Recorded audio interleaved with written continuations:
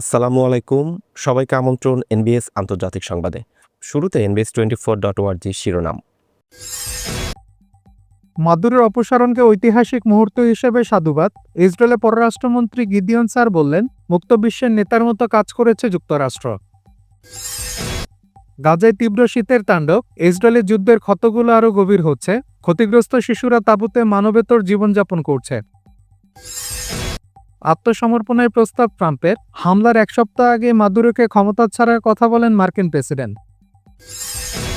ইরানে আশার সঞ্চার, ইরানিরা দশকের দমনপীড়নের অবসান চায়।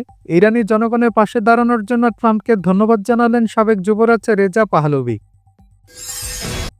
মার্কিন যুদ্ধজাহাজে বন্দি মাদুরো, প্রেসিডেন্ট নিকোলাস মাদুরোর চোখ বাঁধা ও হাতকড়া পরা ছবি প্রকাশ করলেন ডোনাল্ড ট্রাম্প।